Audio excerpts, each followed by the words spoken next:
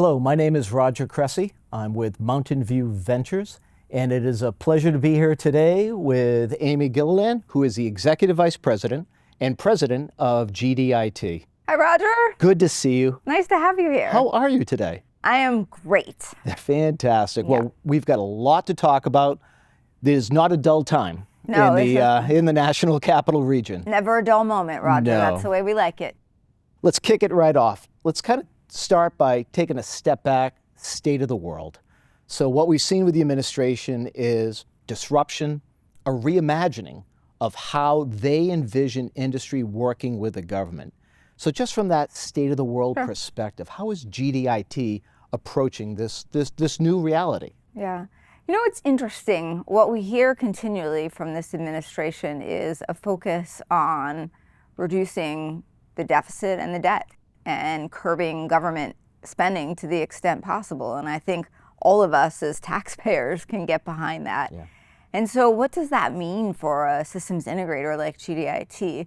It's actually a lot of goodness in that we're seeing. So first and foremost, this is a technology forward administration. Roger, we're an IT company, so technology forward is an exciting time for us. The administration sees that technology is advancing at an unparalleled pace. AI, for example, there are reports out there that AI is doubling in capability every 2 months. So there's a lot towards that efficiency and cost cutting that AI, as an example of one technology, can do. That is technology that we are dying to bring to our customers. So that tech forward posture is really positive for us and in the sweet space of where we play. Secondly, another initiative of the government in reducing cost and increasing efficiency is just how they contract. The government wants to make it easier to do business with the government. Right. They're rewriting the FAR, which are the rules around how the government does contracting. That's great. We're huge proponents of that. That is a lot of extra time and energy that goes into things that may not be necessary, and money can then be redirected to other more important things like the technologies that I just talked about. And finally, as part of that, the government we see is looking to outcome-based contracting. We love that. That gives us the ability within the confines of a contract to deliver real outcomes that make the mission successful, but in a way that works best from our perspective and from decades of being in the government environment. So overall, there's a lot that this administration is focused on that is really favorable for integrators like us, and I'd say we're pretty excited about it. So the administration is talking about bringing technology faster to the government, and from where you sit, it gives you a fantastic perch on this is how you do it in a way that supports the mission. Yes, 100%. But at the same time, they're talking about, but we got to be careful about waste, fraud, and abuse. Yeah. Yeah, no, it's interesting. You know, there has been, it kind of gets at what is an integrator, right? An integrator is been misconceived as a consultant a little bit in some of the talk that's out there. So the predicate of an integrator and a consultant being the same is wrong. Right. So to your question, I think the best way to answer it is to tell you who we are.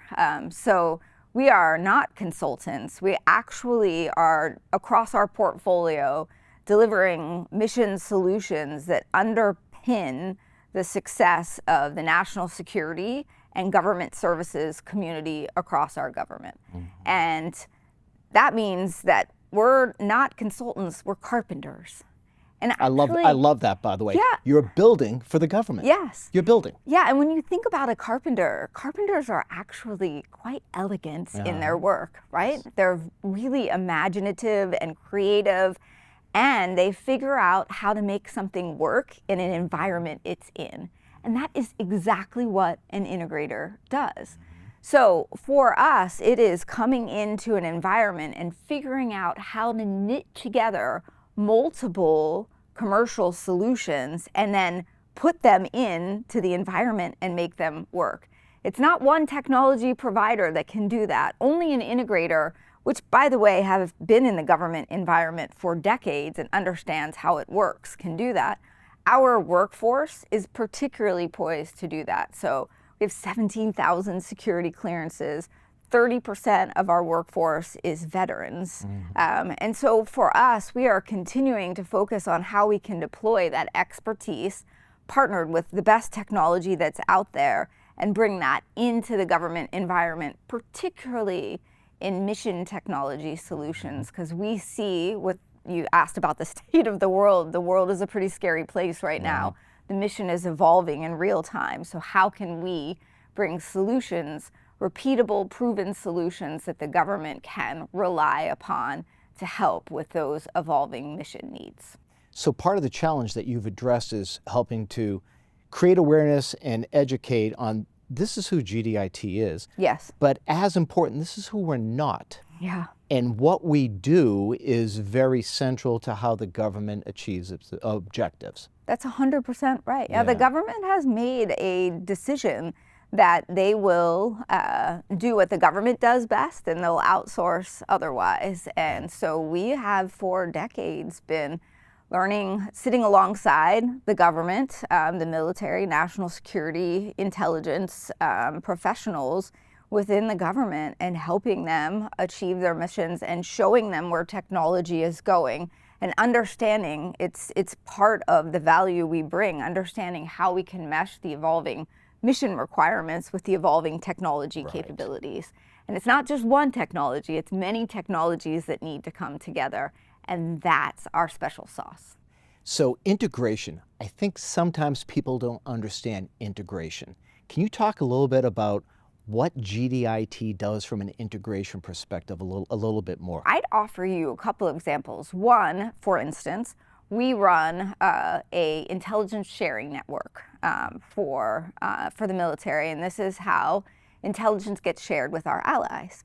Now, you can imagine prior to Russia invading Ukraine, there was a certain number of intelligence reports, and after Russia invaded Ukraine, there's 20 times more every day.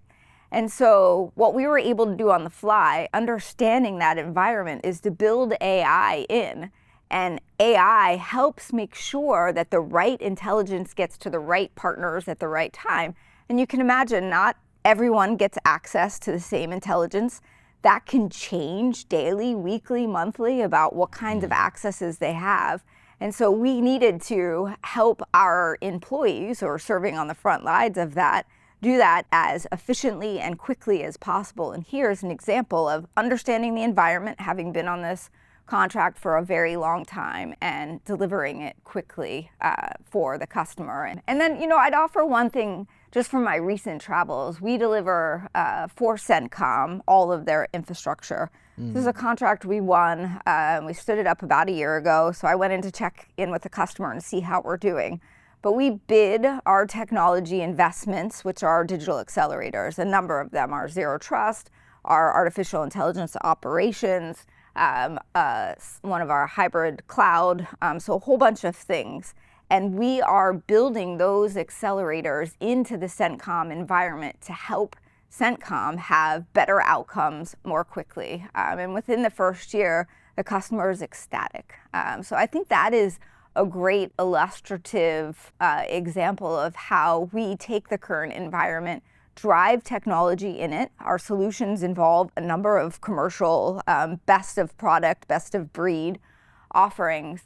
And that contract is for CENTCOM. You can think about what's happened in CENTCOM in the last year. And so we have had to do a number of things that are on the fly and have proven our ability to do that. And what's great about that is this isn't a theoretical, this isn't aspirational. This is live in a very, very hostile environment where what you do truly is impacting life or death. Yeah, you're absolutely right. And I think that it's also an example of how, we've had our technical experts as reach back. So with the size and scope of GDIT and our experience across the portfolio, we have technical experts in all those areas that are operational people that are on the front lines every day can access. And so we've been able to bring the best of our company forward to help CENTCOM make sure that that technology is delivered as quickly as possible. So let's talk about commercial technologies because you mentioned them, and this is I would say this is a tent pole initiative for for the new administration. GSA, OMB are all driving one thing, which is we want to get commercial technology into the federal government faster, easier, and allow the a department and agency to adapt and adopt and use it. Seeing that as one of their prime directives, how does GDIT approach that, and what do you do with these new emerging commercial capabilities? Yeah, let me take that in two parts. You have long questions, Roger. I know, it's a wind-up, but then then the pitch. Okay, all right. Well, let's start with the first part, which is the commercial pieces. You're right, and we said just a few minutes ago, this is a tech-forward administration. That's great. So how do you bring commercial companies into the fold? I think, first of all, I just want to challenge your presumption there, which is that bringing the commercial companies started with this administration. Actually, I think COVID forced the entirety of the government to realize its technical debt because all of a sudden we needed technology to do things that maybe were on the technology roadmap, but 3, 4, 5 years down the road. And so in meeting with chief information officers and then also mission partners, what we heard continuously after COVID was we need proven solutions now. And so for us, that was a clear indication that what we needed to do was to invest in solutions and understand better how we could bring commercial technology to bear more quickly. That means that we need to invest, trial in our own labs. We created labs to do it so that we could, with our commercial partners, bring solutions where we could say, look the customer in the eye and say, hey, I've done this over here, or I know this worked, or I implemented this at GDIT and this is working great for us, or here are the things that we learned that weren't so great for us. So this evolution of bringing technology into the government has been happening, but this administration certainly is leaning into it in a different way. Now, we have an important role to play in that, because if you take the point that technology is evolving so quickly, what our customers don't want to do is get vendor lock-in, right? A technology solution that might make the most sense right now might be completely obsolescent in 2 or 3 years from now. 100%. And so that is an important place and a crucial opportunity for integrators.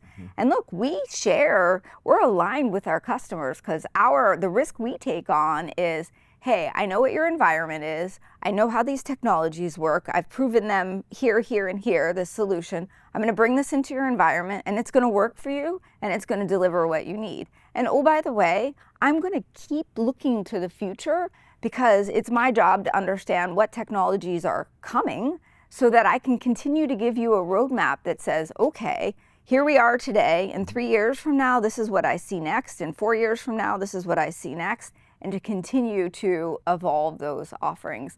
And I think that it's easy to say everything that I just say. It's harder to do what I just said. Right.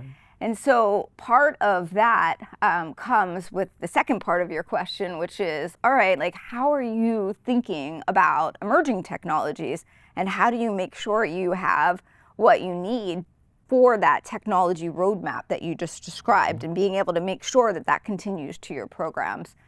And so this is a place that we have really doubled down in the last year. We've always been interested, and we've always been bringing emerging technologies, but we just hired a terrific individual who is now leading our emerging technologies focus, and their job is to listen to the business, because nothing else matters except for the mission. What does the mission need today, tomorrow, 5 years from now? And obviously 5 years from now is going to change.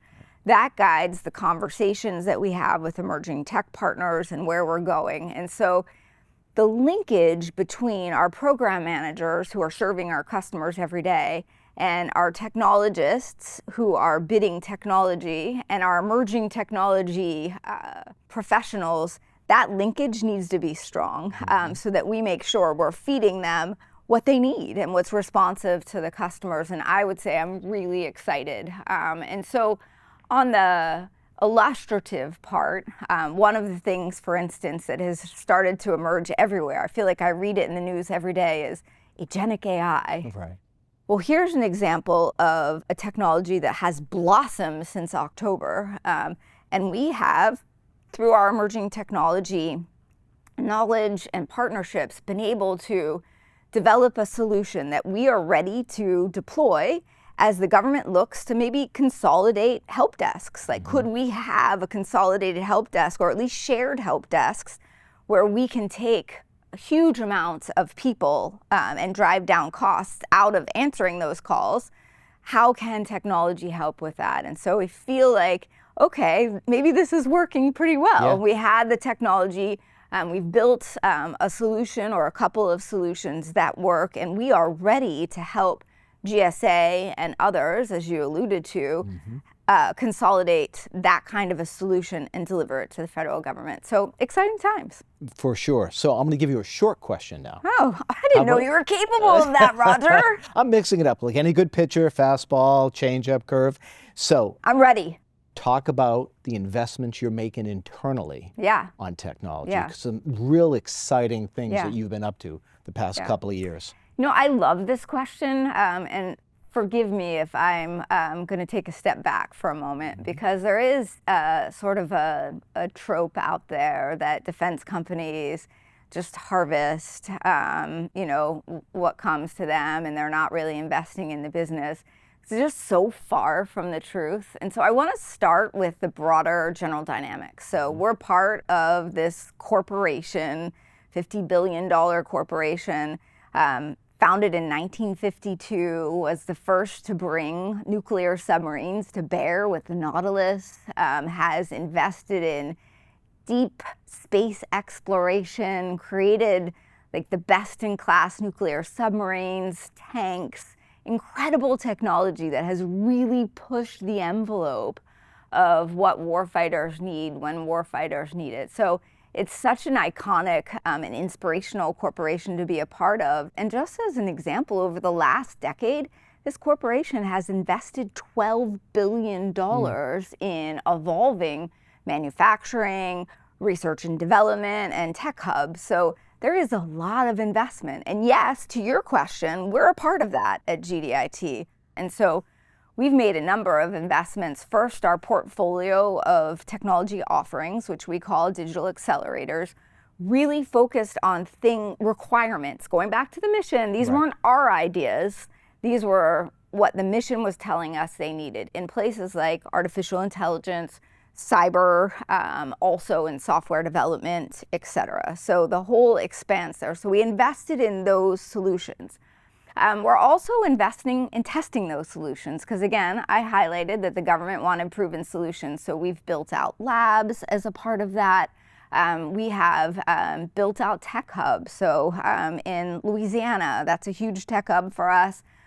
Last year alone, $359 million of tech value created in that community alone. We also bought a company last year. The corporation made an acquisition that we've integrated in GDIT called IEX. This is a company that is delivering mission value to SOCOM, Special Operations Command, every day. They have AI models that are incredible. And I could tell you about the things they do, but I'd have to kill you, Roger. So I'll let you guess on that front. I'm taking one step back right now.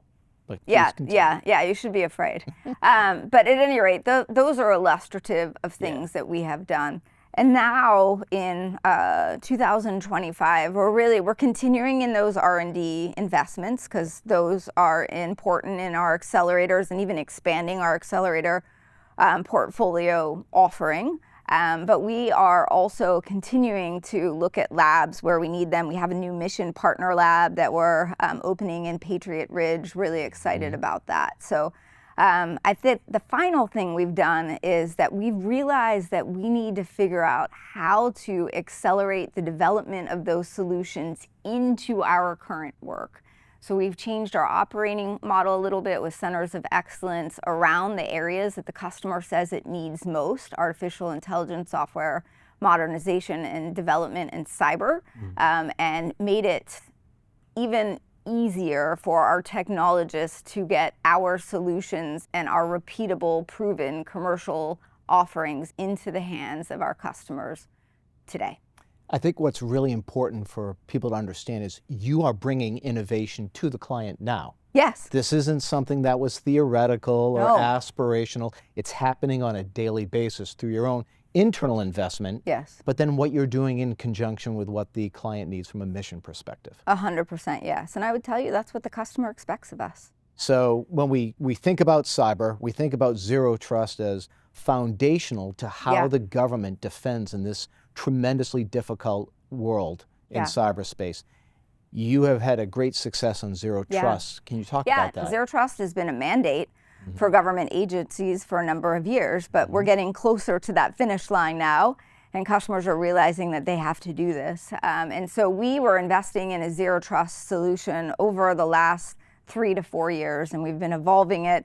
We've had OTAs related to it, other transactional authorities, where we've got to try it out in some customer environments.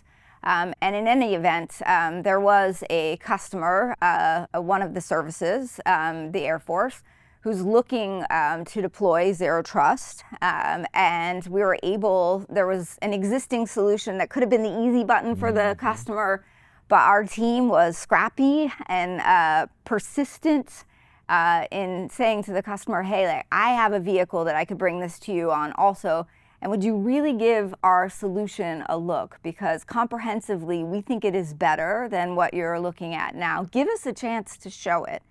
And like, let me prove to you that we have the best solution. And now we were able to persuade the customer, but that in fact, we do have a great zero trust solution. And I think that is an example of a proven, repeatable solution that the customers have said they need, that we've invested in for a number of years. You know, I might add just another example. As the government looks to curb its spending, it wants to make sure it's not spending money where it shouldn't be spending because people are earning it fraudulently. And so we have been delivering a fraud, waste, and abuse model at the Centers for Medicare and Medicaid for a number of years, saving hundreds of millions of dollars there, and we're able to fray that model to other parts of the government. So really excited about this repeatable solution and how it can meet the administration where it is right now.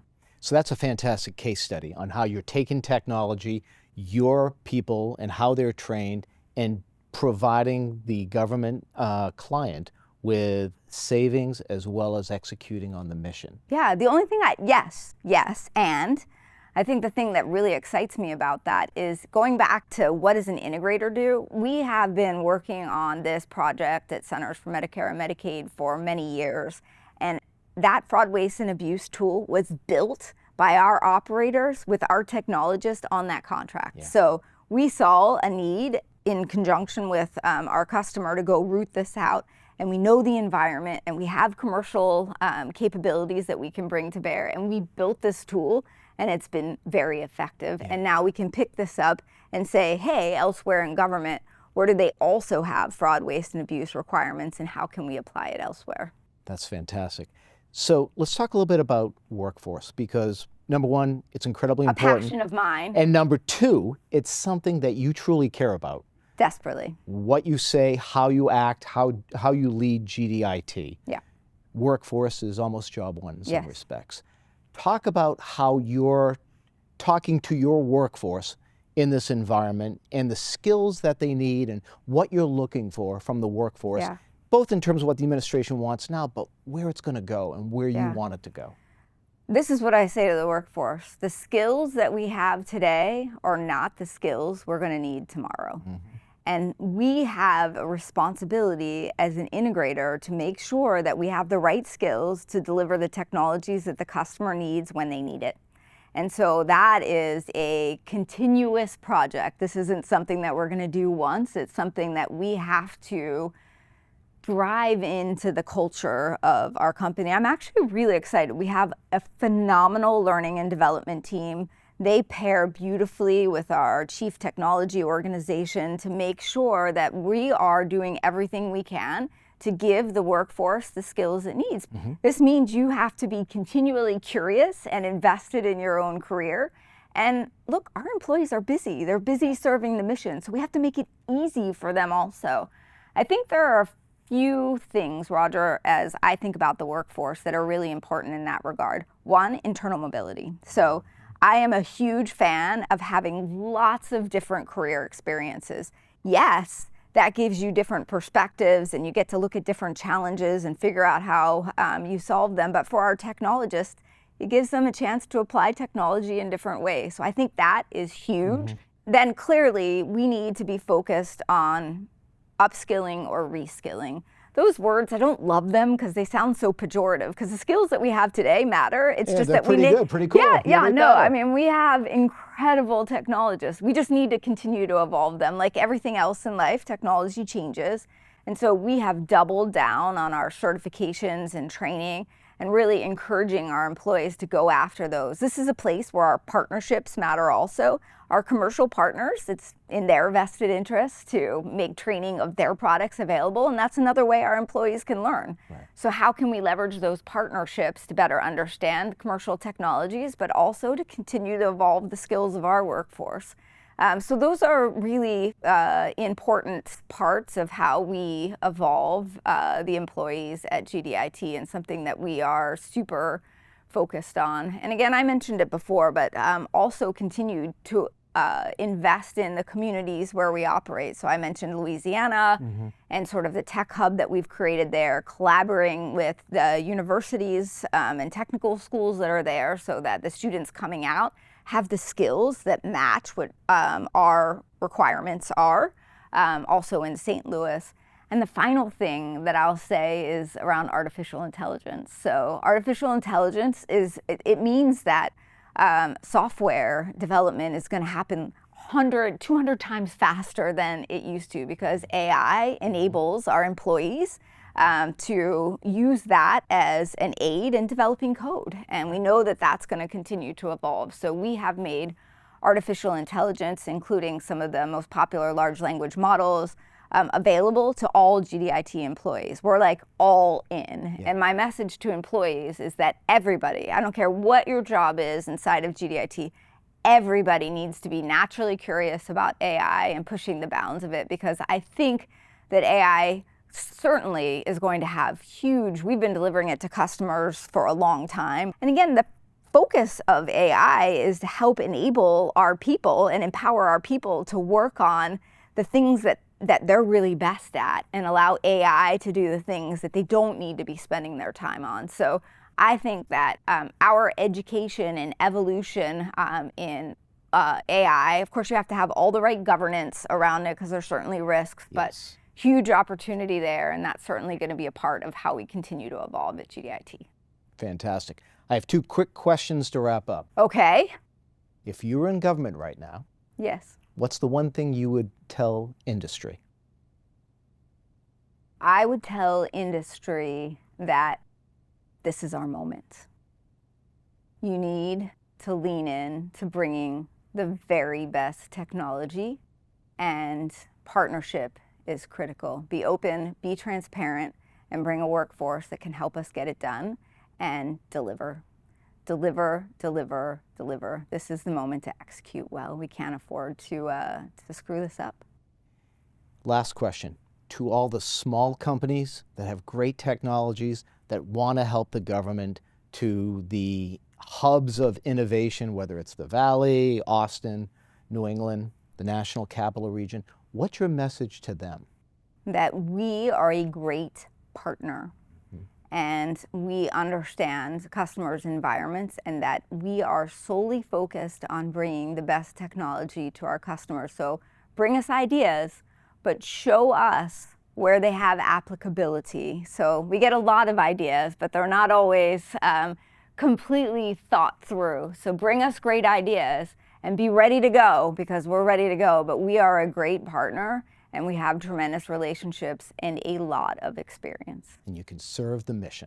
You can serve the mission and make a difference for this country at a time that I would argue has never been more important. Absolutely. Amy, thank you so much. This has been a fantastic conversation, incredibly informative, and congratulations on all that GDIT has achieved and is going to achieve. And for more information on what GDIT is doing in this space, please go to gdit.com/perspectives.